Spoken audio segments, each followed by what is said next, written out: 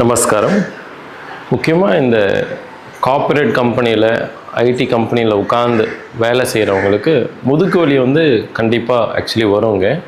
So அதுக்கு முக்கியமான ஆசனங்கள் இருக்குது. இப்போ முதுகு வலி வர காரணம் வந்து ஸ்பைன் வந்து முன்னாடி குனிஞ்சதால் கம்ப்ரெஸ் ஆகும். ஸோ அந்த கம்ப்ரெஷன்லேருந்து ஸ்டிஃப்னஸ்லேருந்து கொஞ்சம் ஃப்ரீ பண்ணணும்னா முதுக்கை வந்து கொஞ்சம் பின்னாடி வளைக்கணும். ஸோ பின்னாடி வளைக்கிறத நிதானமாக பக்குவமாக வளைச்சாச்சுனாலே கண்டிப்பாக வந்து முதுகு வலி கம்மியாகும். இன்னும் சொல்ல போனோம்னா disc, bulge, slip and compression, stiffness இந்த மாதிரி இருக்கிறவங்களுக்கும் அண்ட் ப்ரொலாப்ஸு அப்படின்ற இருக்கிறவங்களுக்கும் இது வந்து கண்டிப்பாக ஹெல்ப்ஃபுல்லாக இருக்கும். இதை நல்லபடியாக தெரிஞ்சு புரிஞ்சு செய்யணும். ரொம்ப ரிஸ்க்காக இருக்கிறவங்க மட்டும் கண்டிப்பாக யாராச்சும் ஒரு நல்ல ஒரு கன்சல்ட் பண்ணிக்கிட்டு செய்கிறது நல்லது. இல்லைனா ஒரு மினிமம் லெவல் தான் எங்களுக்கு ப்ராப்ளம் இருக்குது, ரொம்ப ரிஸ்க்கான கண்டிஷன் இல்லைன்னா தாராளமாக இந்த ஒரு ஆசனங்களை வந்து நீங்கள் ட்ரை பண்ணலாம். இப்போ பார்த்திங்கன்னா முதல்ல நேராக படுத்து இருக்கணும், பாதங்கள் வந்து சேர்த்து இருக்கணும். புதுசாக பண்ணுறவங்களுக்கு சேர்க்க முடியலைன்னா பரவாயில்ல, கொஞ்சம் விரித்து வச்சு பண்ணலாம். இப்படி படுத்துட்டு உள்ளங்கைகள் வந்து காதுக்கு பக்கத்தில் வச்சுட்டு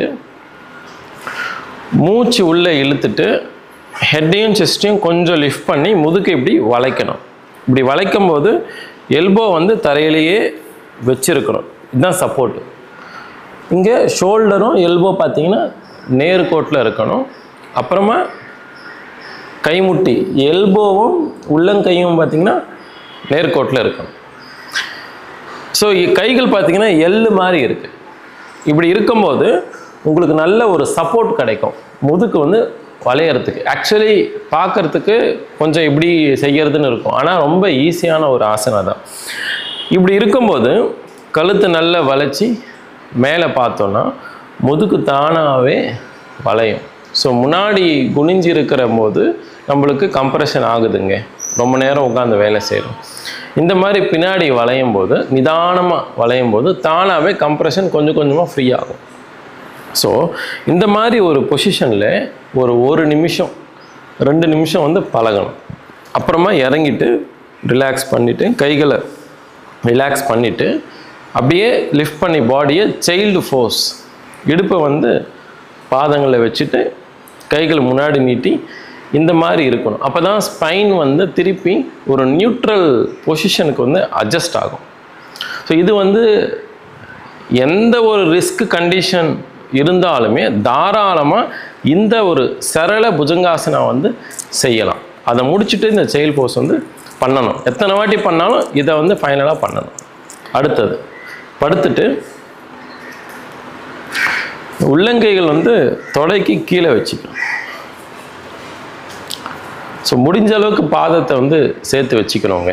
சில பேருக்கு தொடை பெருசாக இருக்கும், இல்லைன்னா கால்கள் வந்து கிட்ட சேரவே முடியாது அப்படின்ற மாதிரி இருக்கும். அவங்க வந்து கால்களை விரித்து வச்சுக்கலாம், இல்லைன்னா முடிஞ்ச அளவுக்கு சேர்த்து வச்சுக்க முயற்சி செய்யுங்க. இதில் மூச்சு உள்ளே இழுத்துட்டு 2 கால்களும் மேலே தூக்கணும், மூச்சை விட்டுட்டு இறக்கணும். இதை வந்து ஒரு 10 தடவை அப் அண்ட் டவுன் செய்யணும். இது செய்யும்போது முக்கியமாக முட்டி வந்து மடங்கக்கூடாது. இவ்வளோ தூரம் தூக்க முடியலன்னா பரவாயில்ல, உங்களுக்கு எவ்வளோ வருதோ அவ்வளோதாங்க நீங்கள் செய்யணும். முட்டியை வந்து முடிஞ்ச அளவுக்கு ஸ்ட்ரெயிட்டாக வச்சுட்டு செய்யும்போது என்ன ஆகும்னா எக்ஸாக்ட்லி லோயர் பேக், கீழ் முதுக்கு, இதுக்கு முன்னாடி பண்ணதில் வந்து மேல் முதுக்கு நல்ல வளையும், இதில் வந்து கீழ் முதுக்கு வளையும். இந்த லோயர் பேக்குன்ற கீழ் முதுக்கு வளையும் போது அங்கே இருக்கிற கம்ப்ரெஷன் வந்து ரிலீஸ் ஆகும். இது வந்து பார்த்திங்கன்னா தாராளமாக எல்லாருமே செய்யலாம். ஆனால் ரொம்ப நடக்கவே முடியாதவங்க, முதுக்கு வலியில் இருக்கிறவங்களுக்கு நடக்கவே முடியல அப்படின்னா அவங்க மட்டும் கன்சல்ட் பண்ணி தான் இந்த பயிற்சி செய்யணும். இதுக்கு முன்னாடி சொன்ன பயிற்சி வந்து தாராளமாக செய்யலாம். ஸோ இந்த ஒரு பயிற்சியும் ஒரு 10 டைம்ஸ் அப் அண்ட் டவுன் பண்ணிவிட்டு அதுக்கப்புறம் இதே இடத்துல நிப்பாட்டணும். இப்படி நிப்பாட்டும் போது மூச்சு வந்து நார்மலாக இருக்கணும். ப்ரீத் இன் ப்ரீத் அவுட் வந்து தானாக நடந்துக்கிட்டே இருக்கும். நீங்கள் ஃபோர்ஸ் பண்ணி ஹோல்ட் பண்ணக்கூடாது, பட் பொசிஷனை வந்து ஹோல்ட் பண்ணணும். இதில் வந்து ஒரு 30 செகண்ட்லேருந்து 1 நிமிஷம் பண்ணிவிட்டு தென் காலை இறக்கி திருப்பி கைகள் வெளியே கொண்டு வந்து செயல் ஃபோர்ஸில் திருப்பி ரிலாக்ஸ் பண்ணி. ஸோ அகெயின் இந்த பொசிஷனில் தான் வந்து ஸ்பைன் வந்து பார்த்திங்கன்னா ஒரு நியூட்ரல் வரும். கைகள் முடிஞ்ச அளவுக்கு நேராக நீட்டி இருக்கணும். சில பேருக்கு இந்த ஒரு சசங்காசனம் வஜ்ராசனால இருந்து முன்னாடி குனிய முடியல அப்படின்னா நார்மலாக நீங்கள் சப்பனங்கால் போட்டுட்டு முன்னாடி இதே மாதிரி குனியலாம். சரிங்களா?